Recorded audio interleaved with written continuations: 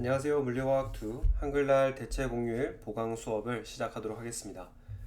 우리는 지금 11장을 계속해서 보고 있는데 오늘은 11장의 마지막인 라만 분광법에 대해서 알아보도록 하겠습니다. 우리가 이때까지 다루었던 것들은 전부 어떤 빛의 특정 파장이 분자의 에너지 준위와 공명하여 가지고 그 광자를 흡수하여서 들뜬 상태로 올라가게 되는 것을 측정하는 그런 흡수 스펙트럼에 대해서 이야기를 하였습니다. 특히 이제 바로 전 시간에 우리가 적외선의 빛을 이용을 하는 인프라레드 스펙트럼에 대해서 이야기를 하였는데, 근데 어떤 분자들의 경우에는 이 IR 빛에 해당하는 적외선에 해당하는 빛을 흡수하지 못하기도 하죠. 특히 쌍극자 모멘트의 합이 없는 무극성 분자들, 그 중에는 이제 동핵 이원자 분자들 있죠. 예를 들면 X2의 형태를 가지고 있는 그런 분자들의 경우에는 IR 스펙트럼이 나타나지 않습니다.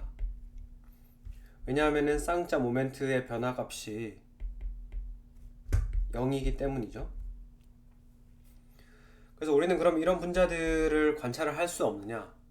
그래서 거기에 상호 보완적인 방법으로 배우게 되는 것이 바로 11장 5절에서 배우는 라만 분광법이 되겠습니다. 그래서 라만 분광법은 우리가 앞에서 보았던 흡수 분광법과는 다르게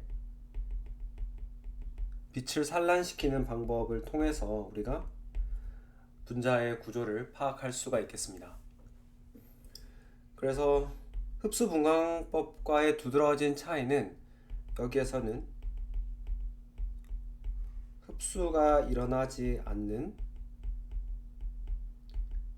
비공명 상태의 빛을 이용을 한다는 거죠. 그럼 이 말이 무슨 말이냐 하면은 흡수 분광법에서는 이렇습니다. 흡수 분광법에서는 분자의 에너지 준위가 이렇게 있다라고 하면은 우리가 이 에너지 준위와 맞는 빛을 조사를 하여 가지고 그 빛을 흡수를 할 때 나타나는 시그널들을 보는 것에 반해서 라만 분광법이 속한 빛 산란 방법의 경우에는 특정 분자가 그런 에너지 준위를 가지지 않더라도 우리가 어떤 빛을 이렇게 조사를 한 다음에 그러면 여기에서 우리가 이 빛이 물론 흡수가 되지 않기 때문에 어떤 에너지 준위가 실제로 존재하는 것은 아닙니다만은 입사한 빛 중에 아주 작은 부분들은 일시적으로나마 순간적으로 어떤 가상의 상태에 접근을 할 수가 있습니다. 그래서 버추얼 스테이트라고 부르는데요. 이 버추얼 스테이트는 수명이 굉장히 짧은 들뜬 상태라고 생각을 해도 좋습니다. 그래서 이런 상태로 흡수가 되었다가 방출을 하는 빛을 우리가 관찰을 하는 거죠. 그래서 라만 분광법은 우리가 11장 앞쪽에서 봤던 회전 분광법과도 같이 거기에도 사용이 될 수 있지만은 주로 사용이 되는 것은 진동 라만 분광법이 되겠습니다. 그럼 이제 라만 분광법의 원리에 대해서 간단하게 알아보도록 하죠. 그래서 우리는 빛이 들어올 때의 에너지, 입사광, 광자의 에너지를 hnu라고 할 수가 있고, 그러면은 이 빛이 뭔가 가상 상태에 접근을 했다가 다시 나갈 테니까 그 산란이 되는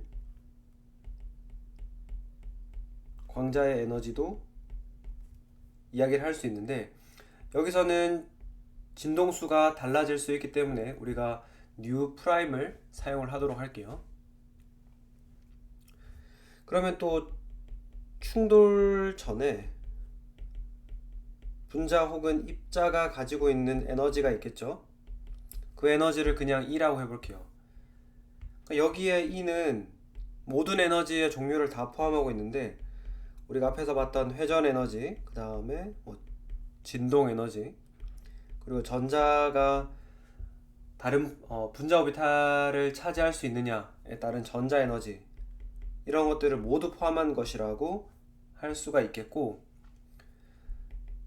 충돌 후에도 역시 이런 종류의 에너지를 가질 수 있을 텐데 그 값이 달라질 수 있기 때문에 E'이라고 하겠습니다. 네, 에너지는 보존이 되기 때문에, 그러면은 충돌 전에 가졌던 에너지의 총합은 hν 더하기 E. 들어오는 분자가 이렇게 분자 운동을 하고 있다고 쳐볼게요. 여기에 빛이 들어왔다가 hν로 들어왔다가 hν''으로 빠져나가는데, 분자의 에너지는 E에서 E''으로 바뀌니까 에너지 보존식을 쓰면은 hν 더하기 E가 hν' 더하기 E'과 같다라고 우리가 등식을 쓸 수가 있겠습니다. 그러면은 충돌 전후에 분자들이 가지고 있는 에너지 레벨을 우리가 짐작을 할 수가 있는데요. 바로 이 값이 hν' hν 이런 식으로 볼 수가 있다는 거죠. 그래서 우리는 ν'과 υ 값을 측정을 함으로써 이 분자들이 충돌 전후에 에너지 레벨이 어떻게 바뀌었는가를 알 수가 있습니다. 그래서 그림을 같이 보면서 이야기를 해볼게요. 좀 내려가서. 네, 빛 산란 과정은 크게 이렇게 세 가지의 경우로 나눠볼 수가 있을 것 같습니다. 첫 번째 케이스는 분자가 충돌 전후에 같은 에너지를 가지고 있을 때인 거죠. 그러면은 이 위에 있는 관계식에 따르자면은, 그러면은 입사광과 산란광의 에너지가 정확하게 똑같겠죠. 여기서부터 우리는 입사광의 진동수와 산란광의 진동수가 같다라는 것을 알 수가 있고, 이것은 여기 그림에 나타나 있는 이 가운데 그림이 되겠습니다. 그래서 어떤 진동 에너지 레벨 V는 제로에서 출발해 가지고 이런 가상 상태로 올라갔다가 이 가상 상태에서 다시 내려오게 되는데, 어떤 진동 에너지 준위로 내려오냐 하면은 똑같은 출발점과 똑같은 에너지 준위로 내려올 때를 우리가 레일리 산란이라고 부릅니다. 두 번째 경우는 에너지를 이렇게 비교했을 때 산란 후에 더 큰 에너지를 가지는 경우, 이런 게 있겠죠. 그럼 에너지 보존에 따르면은 hν 값과 hν''을 비교를 했을 때는 왼쪽이 더 커야겠죠. 그럼 여기에서 우리가 알 수 있는 것은 산란 전에 입사한 빛의 진동수가 산란 후에 빛의 진동수보다 더 크다. 즉 입사광의 에너지가 산란광의 에너지보다 더 큰 경우가 되겠습니다. 그래서 이 케이스는 바로 제일 왼쪽에 있는 이런 경우가 되겠는데요. 그래서 출발할 때 진동수 V는 제로에서 출발을 했는데, 이런 가상 상태로 올라갔다가 다시 내려올 때 진동의 바닥 상태가 아닌 바닥 상태보다 더 높은 곳, V는 1, V는 2와 같은 더 높은 에너지로 떨어지게 되면 hν 값이 hν''보다 더 큰 값을 가지게 되겠죠. 그래서 우리가 이런 부분을 스톡스 산란이라고 부릅니다. 그럼 마지막 하나 남은 케이스는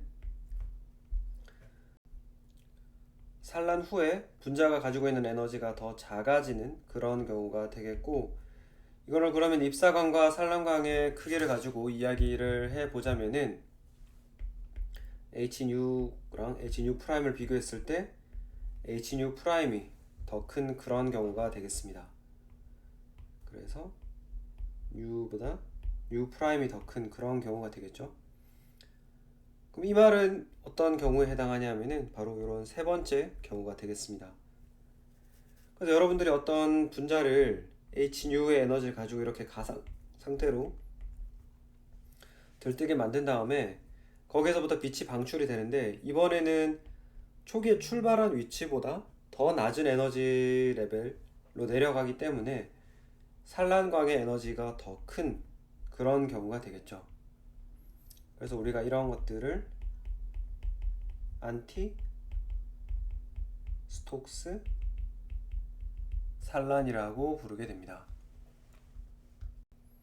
그래서 라만 스펙트럼에는 이렇게 세 종류의 픽들이 나타나게 되고, 근데 우리는 그러면은 이 세 가지 선들이 어떤 크기의 비를 가지는지도 이야기를 해보고 싶은데요.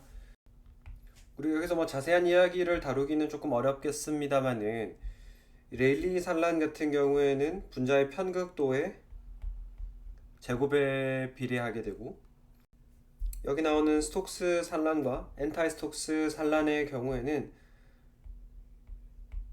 분자의 편극도를 분자 구조의 변화에 따른 미분값수로 나눈 것의 크기에 제곱에 비례하기 때문에 이 값이 아무래도 훨씬 더 크죠. 그래가지고 우리는 빛의 세기를 비교를 해본다면은, 세기를 비교해보자면은 에너지를 축으로 하고 빛의 인텐시티, 세기를 이렇게 Y로 그렸을 때 레일리 산란이 가장 뚜렷한 피크를 나타낸다라는 것을 알 수가 있고, 그럼 스톡스 산란과 엔타이 스톡스 산란이 이거보다는 작을 텐데, 이 둘 중에서는 또 스톡스 산란이 조금 더 큰 인텐시티를 보이게 됩니다. 왜 그러냐 하면은, 스톡스 산란의 경우에는 바닥 상태의 진동 모드에 바닥 상태에 있는 분자들이 빛을 받아서 올라가기 때문에 여기에 훨씬 더 많은 분자들이 머물고 있죠. 그래서 빛을 흡수할 수 있는 분자들이 많이 있기 때문에 시그널이 그래도 조금 더 강하게 나타나고, 엔타이 스톡스 산란의 경우에는 진동 모드에 들뜬 상태의 빛이 있는 분자들이 빛을 흡수하는 경우이기 때문에 빛을 흡수할 수 있는 분자들의 숫자가 훨씬 적죠.